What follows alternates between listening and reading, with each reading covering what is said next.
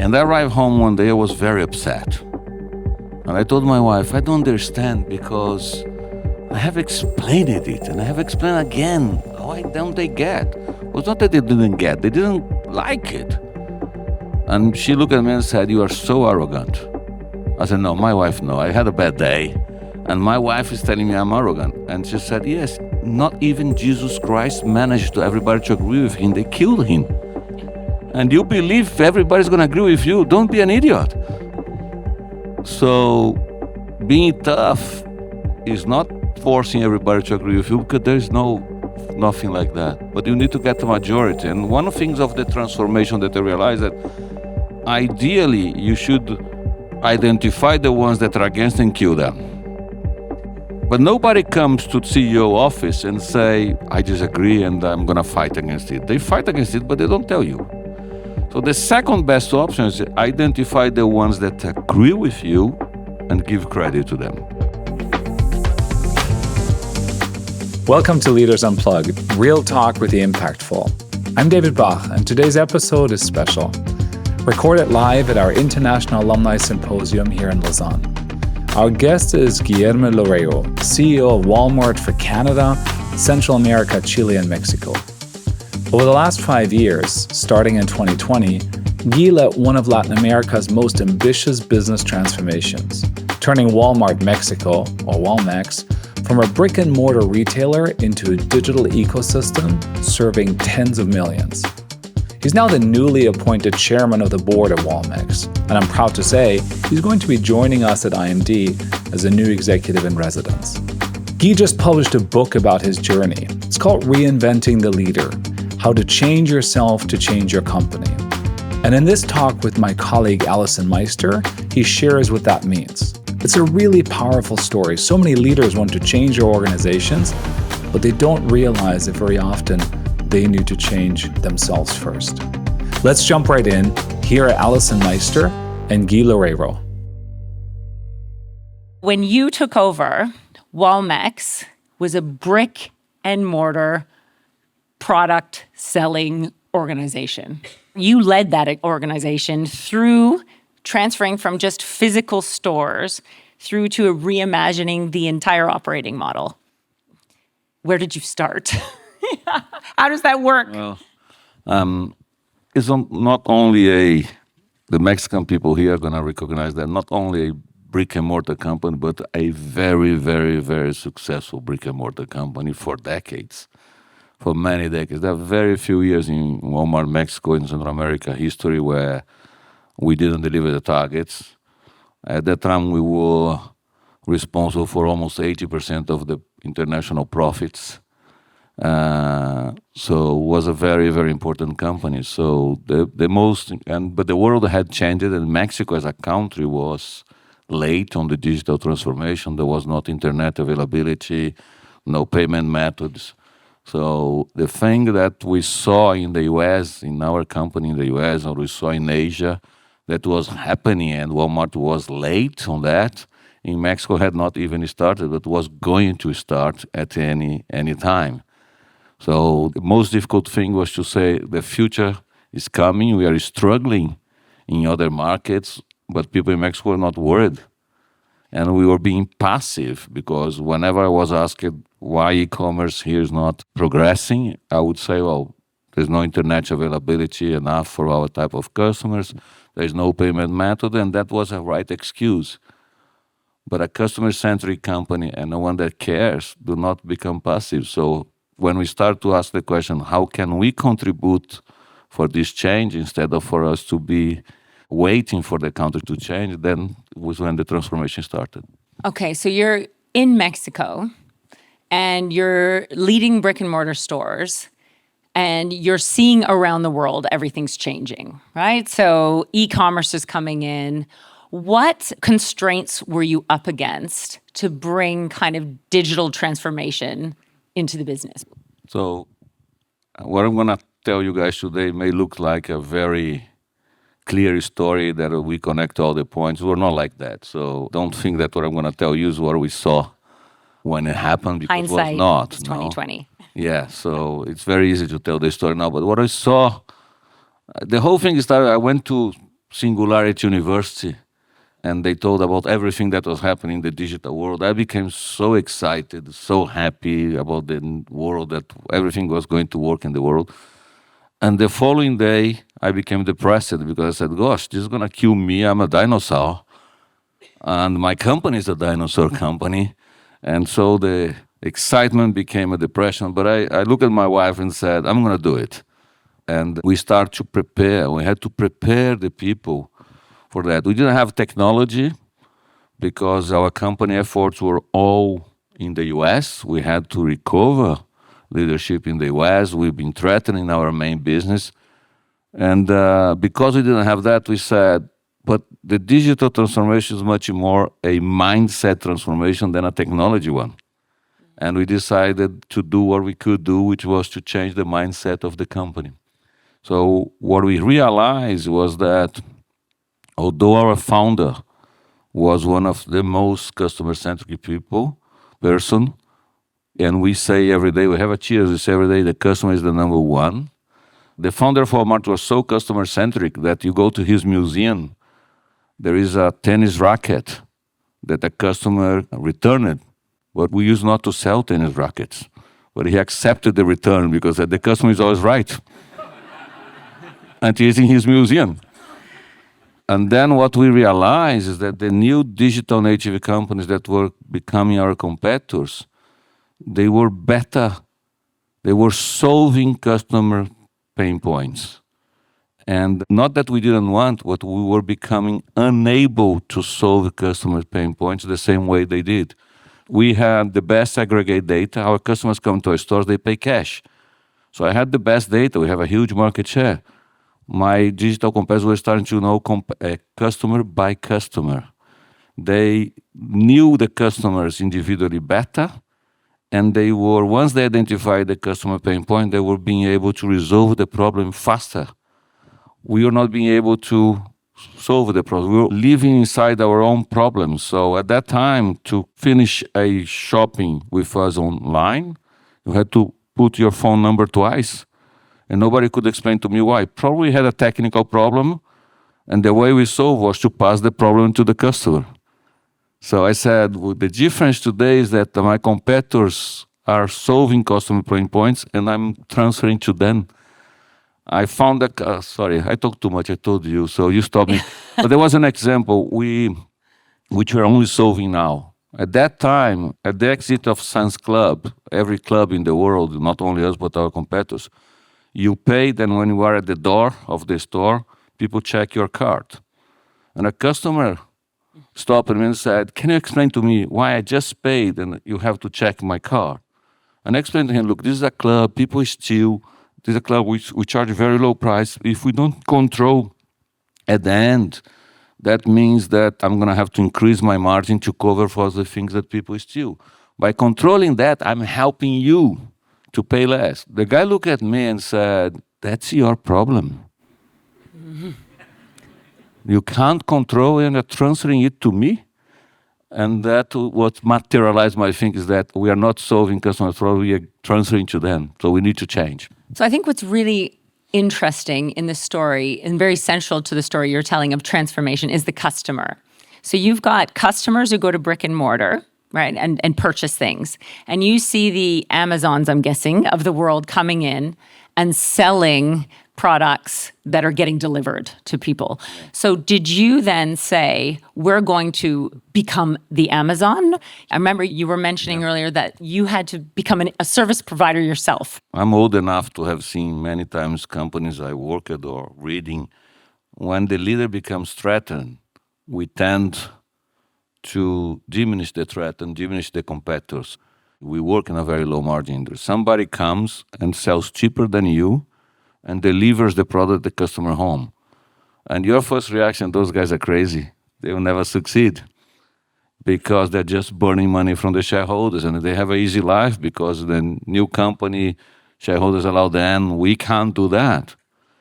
You need to stop being arrogant and blind, and you need to go and understand deeply. What we didn't realize at that time, but then we realized later, was that they steal your customer.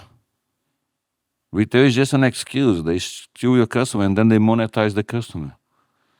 And Amazon did something else also. They also monetized the infrastructure they had to build. So they had to build cloud for their business to work. They sell cloud.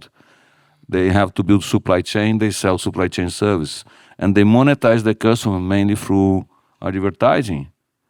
In order to do all those monetization, they needed the customer. So the margin they would have in retail was the least important thing. Until we realized that, once we realized that, what came to my mind is that, well, but they have to steal my customer and monetize. I already have the customer, so my job is easier. I have just to monetize and bring the money back into retail. Those are the bases of the transformation we did. What customer pain points were you solving when you went through the transformation through digital? Let me give you one example that few years later and I think that will make things more clear. We sell TVs, and we are the market leaders on selling TV. Mm-hmm. And when we became more customer-centric, we said, well, what's the customer journey to buy a TV? And the journey starts getting the money to buy the TV. And with our type of customers, they either get it from their work, but in most of our customers, they also need to get loans, which nobody gives them, and remittances from the US. So the journey starts there. Then they come to a store because they didn't have e-commerce. They have like 20 types of TV. But if you have e-commerce, you can offer thousands of types of TV. Then they buy. They don't have car. In Bodega Herrera, which is our main business in Mexico, only 3 customers out of 10 have a car. But most of TVs are smart TVs. But to make the best use of the TV you paid, you need internet. And then you probably need to buy streaming. Where is the money of that journey? It is in remittances, in credit, in streaming, in internet. Where I was on that journey. We were on selling TV, which is the only part of the journey you lose money. Who owns the customer? We. So what I came to the conclusion is that, gosh, this is the formula. I need to own the journey, not own the TV specifically. And if I know my customer couldn't get credit because nobody would give credit to them. So I can find a way to give credit through myself or through others. Remittances, they were paying a fortune. So we start to charge 0 fees to remit from our Walmart in the US to Mexico. They used to charge $6 per fee, their competitors. It doesn't look a lot, but the average remittance is $300. So for my customers, $6, 0 fees, a lot. What about internet access? Yes, we are providing. So what we came to the conclusion was that our founder, what he did 60 years before, was providing access to merchandise. Merchandise existed but was not arriving in the central part in the US. And whenever it arrived, it was too expensive. He massively brought merchandise, selling at low prices and making money out of volume. Because yes, he did a lot of money. So we provide access to merchandise. What we tried to change was to start to provide access to the benefits of the digital economy, because my customers were out. They didn't have internet. They didn't have credit. They didn't have payment methods. So he said we can replicate what was done many years ago about providing access to merchandise by providing access to the benefits of the digital economy. Then you can do anything. You actually brought internet. So you said, okay, we have, brick and mortar. Yeah. But our customers' pain point is that they can't shop online because they don't have internet. Yeah. So we are going to bring that to them. Yeah. And how many customers do you now have that subscribe? 24 million. 24 million that Walmex provides the internet access Paying to. 7 times less what they used to pay for getting internet. And the funny, because I have a friend who says it's interesting because the harder I work, the luckier I get. And when we start to think about how to provide access to the digital benefits of the digital economy, there was some people who had heavily invested in infrastructure in Mexico for internet, and they were going bankrupt because they couldn't sell. They couldn't reach customers. And we said, it's a funny story. Is there anybody from Telcel in Mexico here? So I can tell the story. They helped me to build the strategy. They hate me because we just stole 24 million customers from them. But the guy, we launched the digital wallet because my customer also didn't have a payment method. And they had a bank. They have a bank in addition to, they have many businesses. They have a bank. And we had a bank we completely failed 15 years ago. And they bought it, so they came to talk to me. And they said, look, you don't have a bank. You failed when you had a bank. We bought it. Now let's put your wallet into our bank. And half an hour conversation, with all respect, they're great people. I'm not trying to be disrespectful here, but I need to make it fun, so otherwise you guys sleep. So don't take it literally. Provide a bit of drama. So I said to the guy, let me see if I understood your proposal. You want to celebrate your birthday, and you have no friends. And I have 5 million customers per day. You want me to invite my 5 million customers per day to your party. You want me to bring the cake. And if everything goes okay, you're going to give me a slice of your cake. And I said, you gave me a great idea. And what I realized that I have the customers. I have the customer trust. Why I'm going to give my customers free to others?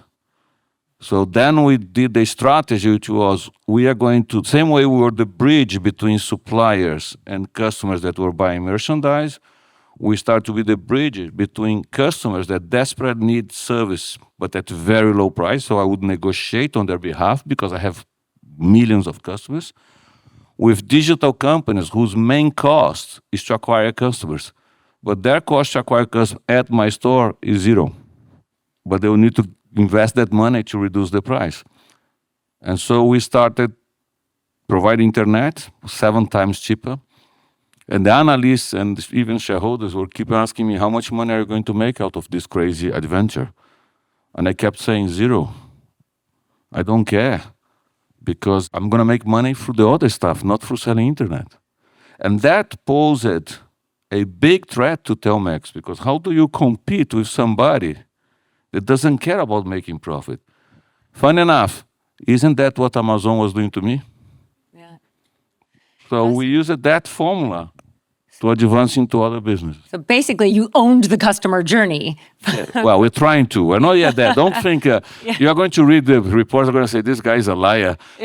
We are going there. You know the story of exponential. No, so internet has become exponential. We are selling health for $30. You get unlimited telemedicine. You get 1 ambulance, and that's another story. Who was not selling? We didn't know how to sell those things. And just to make that clear, as you see, like Walmex is providing health services, internet services, financial services, educational services. We are competitors. So if you, sorry, I didn't disclose it to you. I'm sorry. Exactly. Oh my God! We're providing discounts to Walmex schools. So we decided we can offer anything because the customers start to ask us. But in the US, we're opening clinics. Medical clinics selling things very cheap, the basic health care. We open, not clinics, but we opened doctor offices in Mexico, charging $1.5 to see a doctor, and nobody came. And we said they don't. They prefer to go and talk to the pharmacist. That's free. So we launched this health telemedicine. So for the same 30 pesos, $1.50 in limited consultation, nobody bought. Then one pharmacist had a great idea, which I almost fired him. He said to the customer, buy the health membership for 30 pesos per month, and I'll give you 5% discount in the pharmacy. And the guy bought because the discount was bigger than the membership. And I said, it's stupid. But the average ticket at that time went up by 4 times in the pharmacy. So we need to start to see the whole business or the customer journey, understand the value the customer brings to the company as a whole, not by silos. So you took Walmex from being just a traditional brick and mortar store to really omni-channel, right? Through, as you can see, even in other businesses. How did that work internally? How did you get your people to change with you? I imagine there was some resistance to this kind of thinking. So how do you start with transforming an organization in terms of its culture, its way of thinking, its people? I'm one of the bad things I have is that I talk too much, and I'm very very transparent. You can see bad or good things. But I came back from Singularity, and I talk with, imagine, a brick and mortar conservative company. I talk about flying cars, free energy. And very soon my boss told me, you are scaring people. He almost fired me. He said, you are distracting people. You are saying crazy things. They thought I was ill, probably. Why to bother to change if we are delivering results, we are gaining market share, everybody's getting a lot of bonus, and this crazy Brazilian only works in retail for 3 years, come here and start to talk about these things. So I had to be trained to change. And people were not convinced that we had to change. So that's the book I wrote, tells the story. I had a coach that I trusted him very much, and I hired him and said, look, I need to convince the executive committee that we need to change, because nobody wants to change. They don't see the need to change, and they are happy with their bonus, and I'm going to put their bonus at risk. And after a long conversation, the guy said, I'm ready, I can do the job. Just one more question, who's going to be the CEO of this company? And I said, well, what you didn't get? I am the CEO of this company. And the guy said, yeah, but you cannot be the CEO of the transformed company, because you are command and control, you are impatient with many things. He listed, I'm not going to tell you the whole thing. So you received some You pretty... need to buy the book, by the way. I said, no, I So tell you the whole received- thing. some really tough feedback, saying that you are not going to be the person who can lead the future of this transformation because who you are. Yeah, that was So the how- coach. And my boss almost fired me because I was scaring people. So it was after a very good year. That's the two appraisals I received. So you got that. And so you have now, what would you say is your leadership style now? Because in your book, you talk about how you changed yourself in order to change the business, and it had to start with you. Yeah. So who are you now versus who you were in the brick and mortar shop? And how it did that depends happen? who you ask, because you can get quite surprised. But I'm very purpose driven. I did exercise to define my purpose as a leader, and it came live, love, and impact. So I live very energized. I live profoundly. You told me I have a lot of energy. It never stops.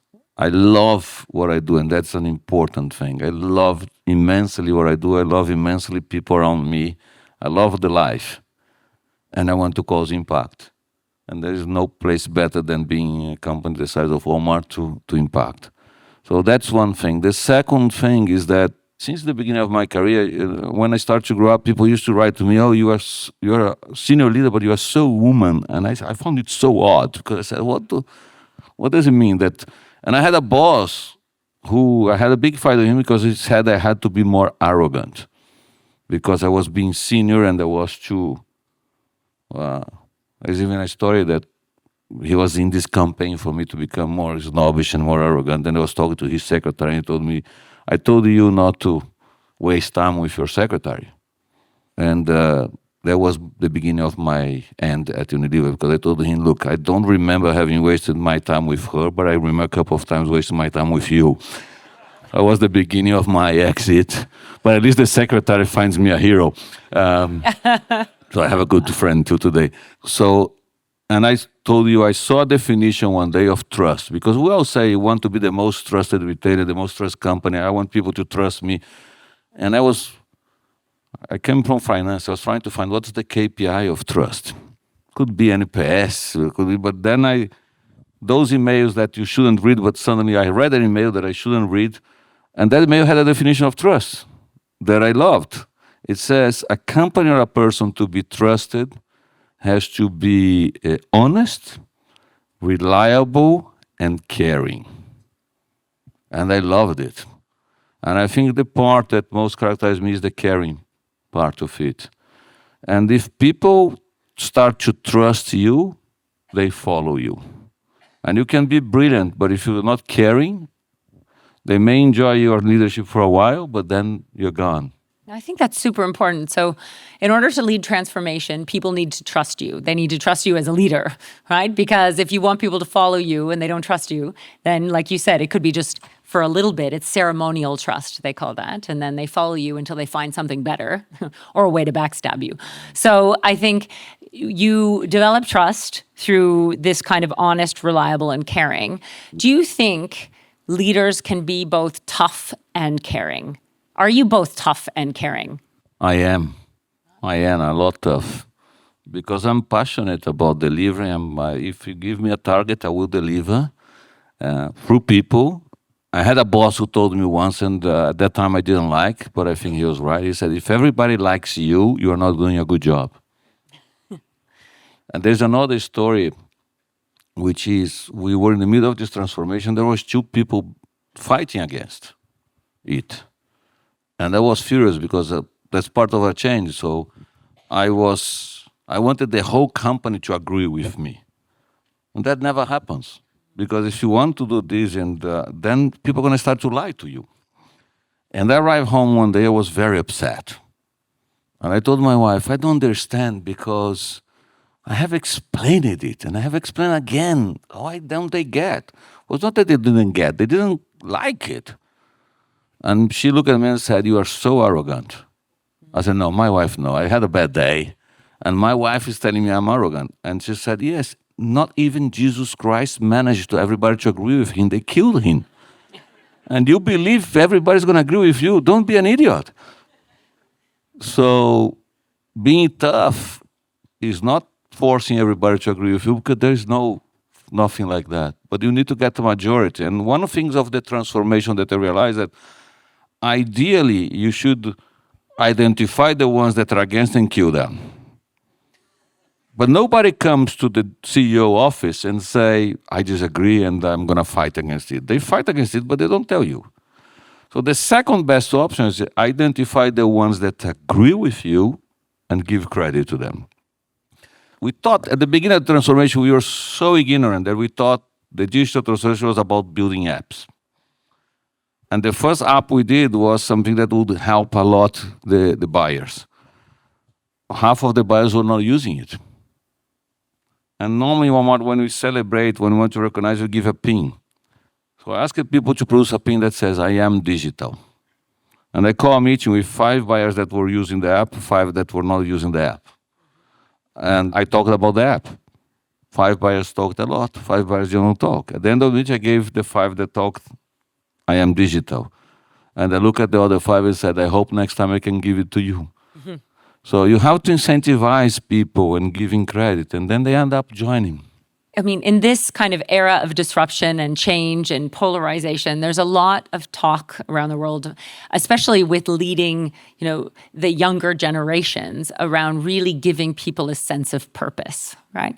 What was the role of purpose throughout the transformation, but also for you as a leader? So, like many of you, I have done so many exercises in my life of defining vision, mission, values, for companies that were already existent for 100 years.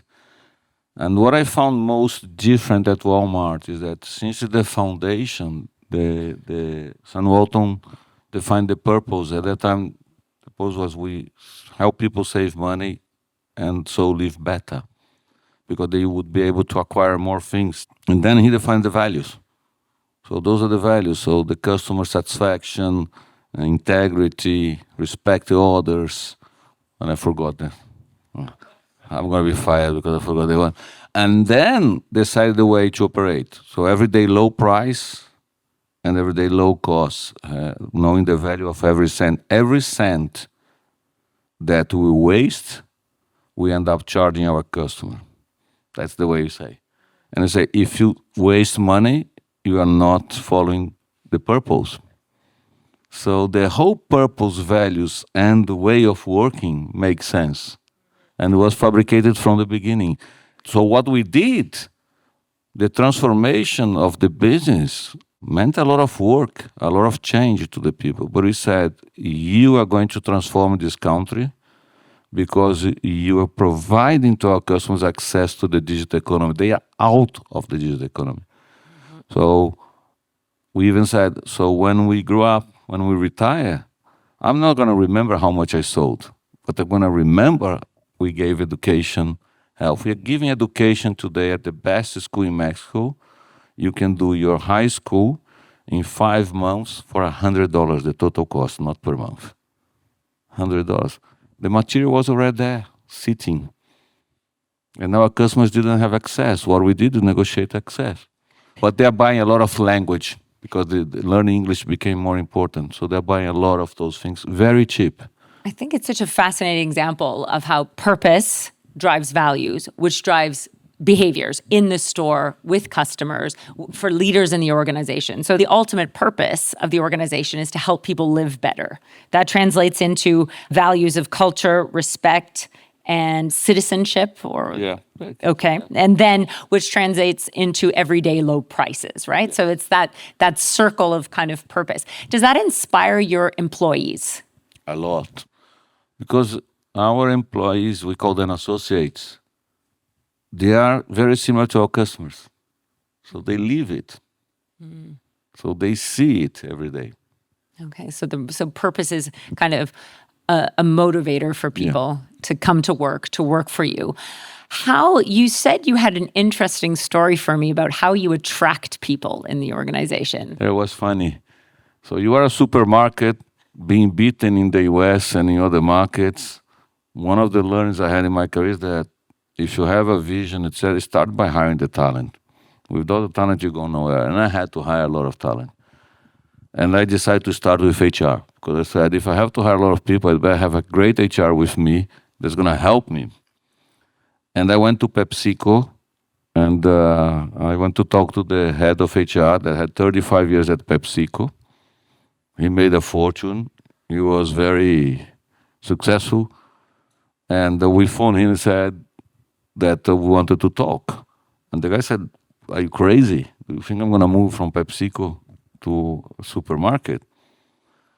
But he was interested to get to know me. So he came to my house, opened a good bottle of wine. And I said to him, are you really good the way people tell me? And he told me everything he does, and he was great. He said, why do you limit yourself to 50,000 employees? You can reach 230 plus 5 million customers per day, man. You're wasting your time. If you're really good, expand your reach. And he came for the same salary or even less. He came. Then I went to the person who was head of Terra. So she was head of Terra for Latin America. And I said to her, look, I have one idea about the transformation, which was absolutely wrong at the time. It was absolutely wrong. I don't know what I'm going to do. I need people like you. And she said, and she had already been, we tried to hire her twice before. And she said, but what is the job? I said, I don't know. I need you to come join, and then we're going to design the job. And said, what are going to be my KPIs? Yes, I don't know. But look at the bright side. You can reach 5 million people per day. You can do this, and this. You can design your KPIs. And she joined, and she led the transformation. She had the knowledge I didn't have. So it's about inspiring people through the impact that they can. Then somehow I got invited. There was a graduation of a post-graduation course on digital. And somebody phones me and said, look, want you to do the main speech. I said, are you crazy, man? I work for a supermarket. You're going to do a graduation.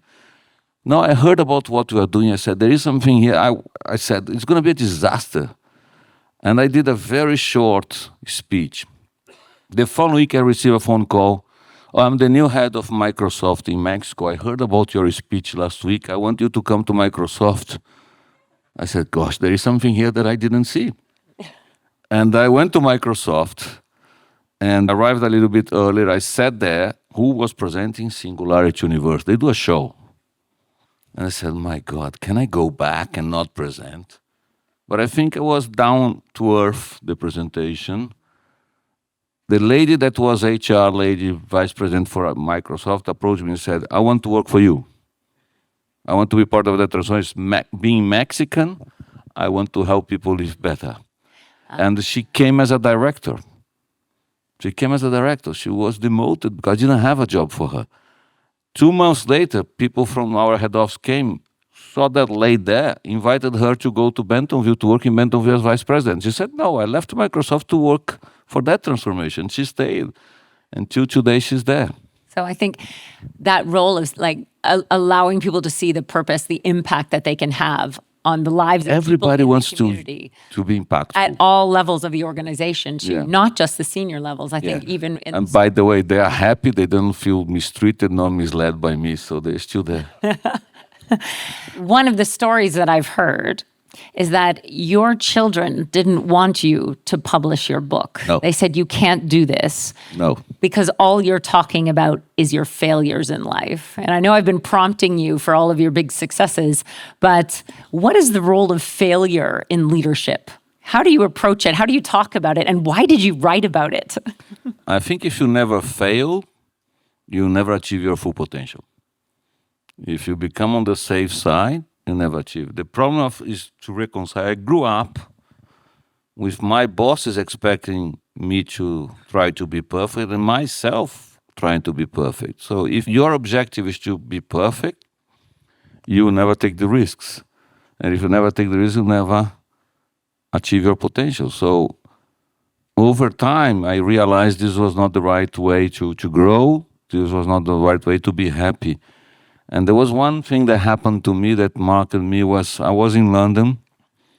I think I was head of M&A, and I was reported to Unilever CFO, and I made a mistake. Every time I used to make a mistake, and we make mistakes every day, I used to become very upset with myself. I used to doubt about my capacity, and I tried very hard to fix the mistake. And I had made the mistake, and my boss phoned me. And before he said a word, I said, I'm fixing it. Don't worry, I'm going to fix it. And the guy, what the hell are you talking about? He said, the mistake I did last week. He said, what? Guy, turn the page. Don't be an idiot. You have credit. You can make another mistake. I'm not going to think you're an idiot. You have credit. Move on. And that phone took a lot of heavy weight from my back. And that was, if that thing had not happened, I wouldn't have tried the change at Walmex because I wouldn't have the courage to do it. Yeah, I think perfection really is the enemy of growth, progress, transformation. And it's the best path to unhappiness. Yeah. Oh, yeah. Because you're not going to get there. Yeah, exactly. You're going to be unhappy. I like it. Thank you. So last piece of advice, and then I'm going to open it up for any questions you have about transformation, about leading through disruption, about leading in North America now. You talk a lot in your book about personal reinvention.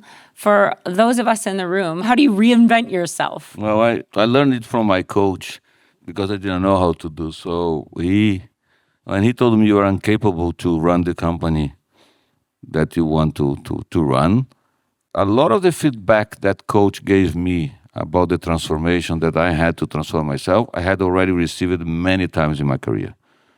And my reaction was, well, take me the way I am. I have good and bad things. I have succeeded so far. If you want me, take the entire Guy with the good and bad. But at that time, the guy said to me, if you don't change the bad things you have, you're not going to do what you want. And my desire to transform the company was bigger than my ego for the first time in my life. And I think that was the key thing for the change. For the first time in my life, to do what I really wanted to do, I had to disconsider my ego and accept that I had to change. And then he surveyed with all my team, and he came with a proposal to change 3 things. He started from, you need to listen more. Especially when you believe you have the answer. I like this. So it started with feedback, really. Then it was defining intention, right? The intention that you have, the impact that you want to have, and saying, can I be the person that I am now to have the impact that I want to have? And the answer was no. So I think that's really interesting. And I have never changed it 100%. You can see because the way I talk. But at least I improved enough to be able to lead it. So let's get some questions. Woof. All right. I'll let the mic pass, and then we'll. Yes. Very much for sharing all this. I have to admit, I know Walmart through data because Walmart as a company was a pioneer since 70s and 90s, and the books about data analytics are full of the stories from Walmart. And I have been personally using also your data when teaching analytics. What happened then that you stopped being the pioneer? That's what you described today. How does your team, which drives the transformation, look today? Because in the 90s, you had the brightest people who built the first data warehouse, the business data warehouse. How does it look today? Well, first, complacency is the reason. Success makes you lazy, and you stop seeing things. And once you are successful, you believe you deserve that success and you want that success. And when you become arrogant, you have already started to decline. And you don't notice it. The rest notes it.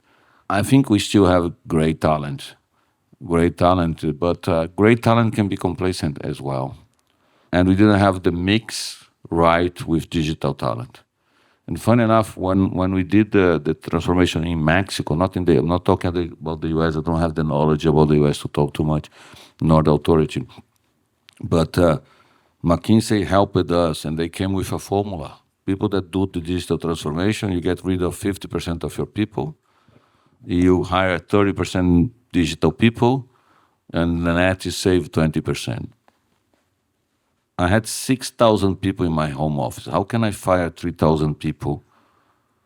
And then I said to them, look, I can't believe I have tremendous retailers that are not digital.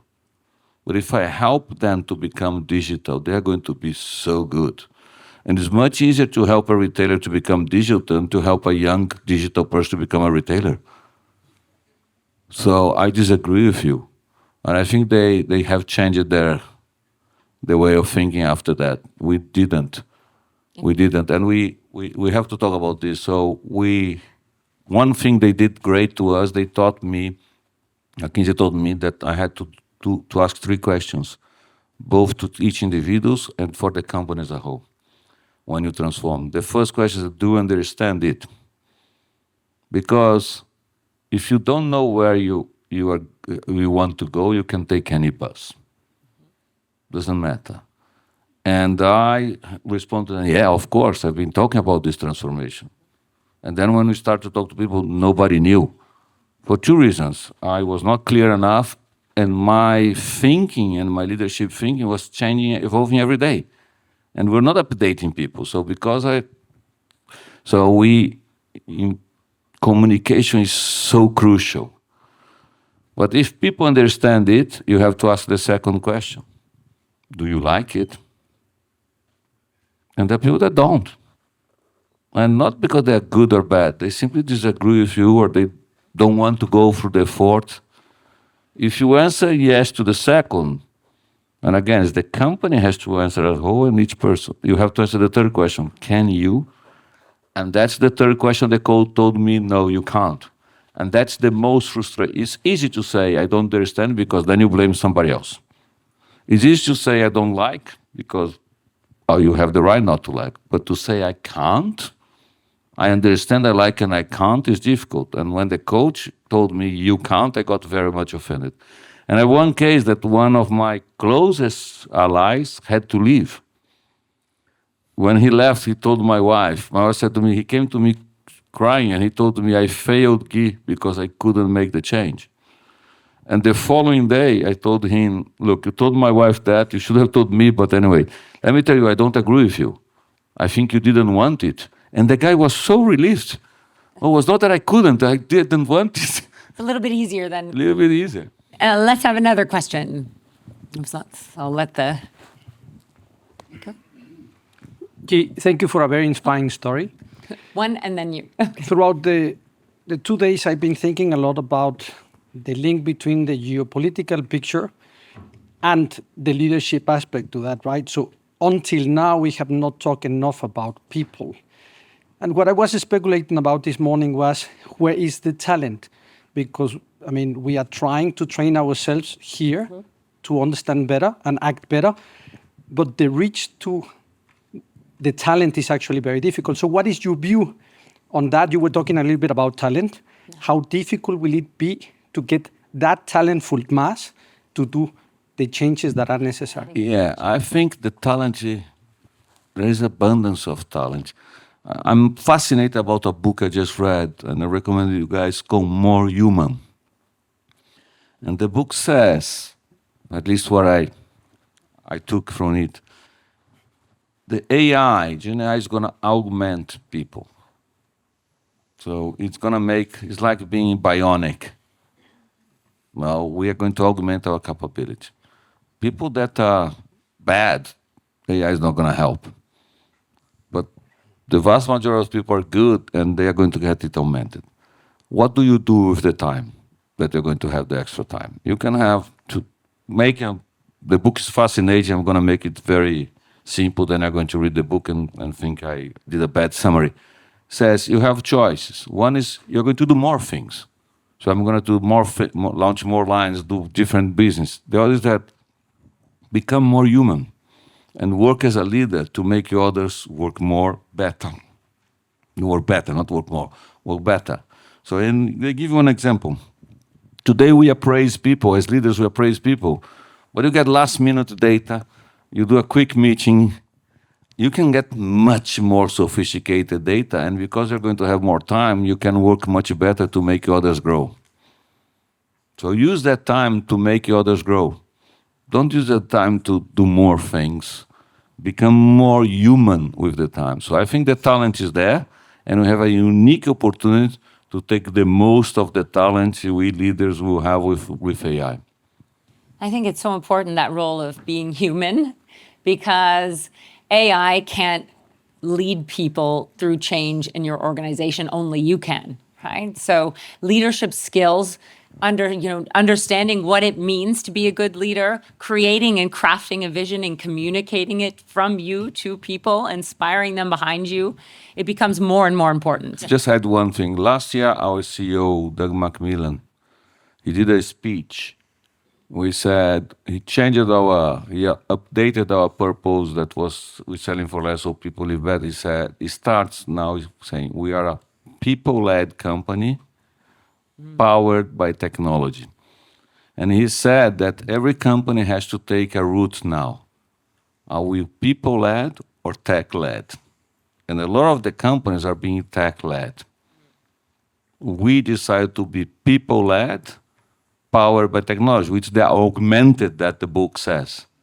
And I think this is a crucial decision everybody has to take. It's so easy to become tech, it's going to fail. And I think that ties into the customer being at the center of everything, right? Exactly. Because your customers are humans. Yes, yes, and associates, we call employees associates as well. And so your question here. Yes, thank you very much. You said, we're talking about personal transformation here. You said you had to become a different CEO. You had to overcome your ego, almost calling like an alter ego. So what sort of new CEO you had to become, and how did you do it? Did you have an image in your mind, and what was this image? So when the coach did that survey about me, I realized that one of the most important things he was telling me, I got the feedback 15 years earlier, and I just considered. And the feedback was, Unilever at that time had a new CEO, and he hired headhunters to evaluate deeply the 50 top executives. The first page of the evaluation was quantitative. And we were very happy because, look, if you were top 50 executive, you had done a lot, you have achieved a lot, so we're positive. The second page was qualitative. And we hated it because they criticized us so much. And then you stop listening. But one criticism that I had, the guy said, oh, you fight too many battles. And you do too much and you fight too many battles. And very arrogantly, I told the guy, yeah, I do, because I care about the company, and I fight for every cent, and I fight for that. Am I right or wrong when I put myself in those things? He said, look, the whole company recognizes most of the time you're right. And then so what? The guy said, that makes it worse. I said, I don't get it. He said, do you like to lose? I said, no. Why do you think others do? Because if you are more experienced and you put yourself in everything, you don't let others make mistakes, learn, and become you one day. So the company is prepared to give you the big things. Let the rest for the others, like your bosses when you were more junior did to you.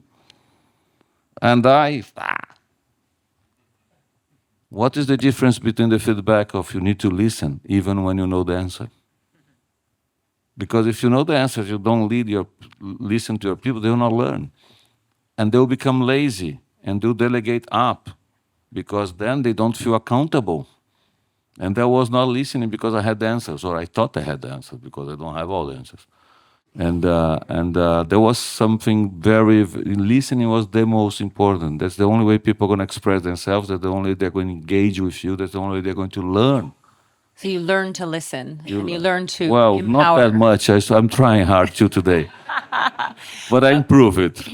So we have to close, but I do want to say, if you were going to describe 3 qualities of an excellent leader in this day and age, how would you describe that in 1 minute or less? What are the 3 qualities? We talked here about future back.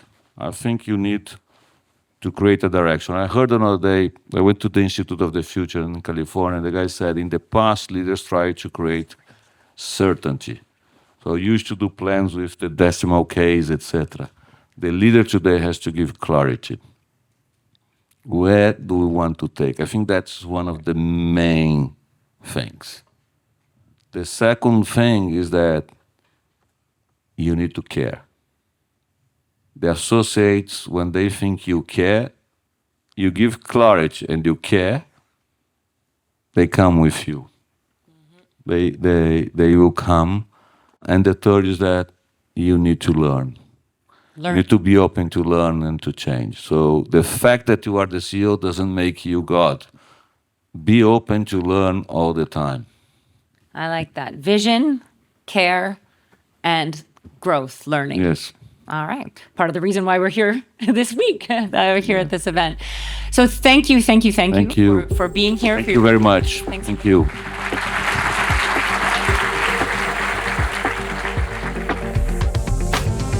I hope you enjoyed this conversation between my colleague Alyson Meister and Guilherme Loureiro, the CEO of Walmex and a new executive in residence here at IMD.